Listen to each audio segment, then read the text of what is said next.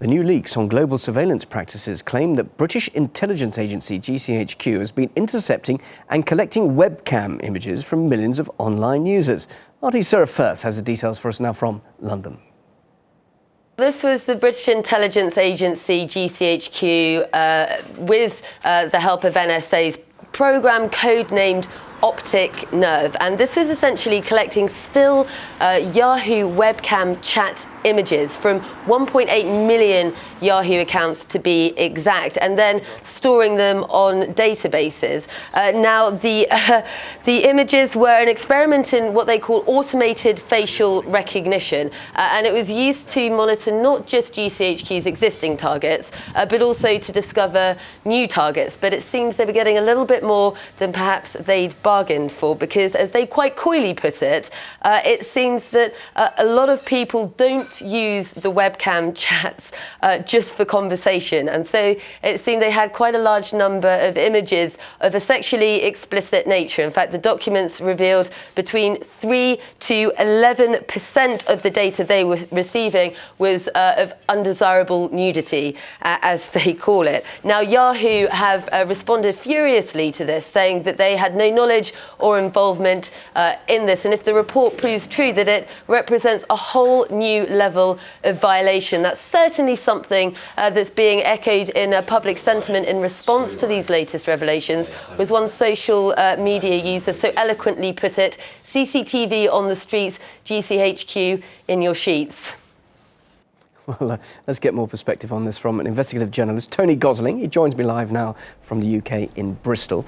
Tony, clearly they got more than they bargained for all those revealing images, but surely the purpose of spying is intelligence gathering, and that's essentially what they're doing for counter-terrorism purposes. So why this backlash over this? Well, this has got nothing to do with counter-terrorism, has it? Because this is just yet another great data trawl, and there's all sorts of reasons why that is illegal. Apparently, this sort of thing has to be sanctioned by the Foreign Secretary or Home Secretary at the highest levels. In the US, it has to be sanctioned through these secret FISA courts. But there are very good reasons why the people who've committed this actually should be or are criminals. I'm talking about those that have authorised it at government level and in GCHQ, and the individual operators who are collecting this data. I mean, out of all of the things we've heard, I think you'll agree, Bill, we've heard about spyware being put on, viruses being put on our computers being stopped on the way to our homes to have spyware, this kind of thing put on it. We've also had denial of service attacks, that is taking out websites of campaign groups and that sort of thing by GCHQ and by the NSA. But this is actually the most creepy so far. Anything, Getting Tony? into these webcams it's like an intruder in your living room, and it's Sure. not just happening to people who are counter-terrorism. This is everybody they're after here. 2 million users. But why Yahoo, Tony? Is there anything to suggest that Yahoo collaborated in any way? Sorry, can you say that again? Why Yahoo? Is there any suggestion that Yahoo collaborated in any way? Because it was Yahoo webcams. Well, no, Yahoo have come out, haven't they, and said that they are extremely annoyed about this. I mean, The Guardian reports that they are fevered in their denial of this kind of thing, because, of course, this is massively damaging to Yahoo and the privacy and the trust between Yahoo's users and the organisation. And I would think what we'll find, I mean, they've already been fighting in some ways, these internet companies, the NSA and GCHQ in the courts, but this will make things, you know, it's even more important for Yahoo to be able to defend their reputation by stopping this kind of thing going on. But a lot of people are saying, why does it matter? Surely, you know, if you've done nothing wrong, you should have nothing to hide. But I'll tell you why it matters, and it's because these people should be going to get a warrant. There are laws in place to stop these mass data trawls.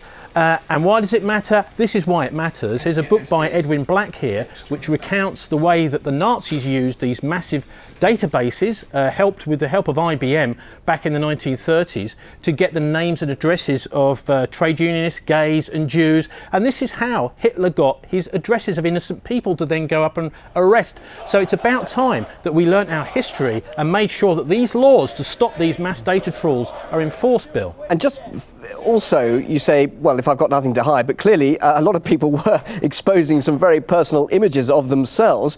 If Edward Snowden can leak highly secure information, then how easily could these very personal images get into the wrong hands? How safe is all this information?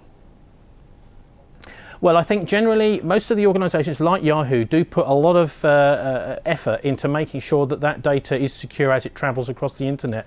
Unfortunately, what's happening is there are people who are trying to make money out of this data scare. For example, Boeing have just introduced their black phones, I don't know if you've noticed, which do encrypt the data on the phone itself, but it doesn't stop someone like GCHQ or the NSA intercepting that data on its way through the telecommunications network. And so really what's happened is that the criminals are way ahead of the legislation, both in Britain and in the United States, and there's no proper oversight. You know, Malcolm Rifkind, who's supposed to oversee things here in Britain, he's actually in the pay of defence companies himself. So he's the wrong person to be overseeing it. As one of the former bosses of government communications headquarters here in Britain said several months ago, he's the wrong man for the job. If we're serious about doing something about our data, we've got to replace him, number one. OK, Tony, thank you very much indeed. Journalist Tony Gosling, live from Bristol. Thanks, Bill. This is RT International. Coming up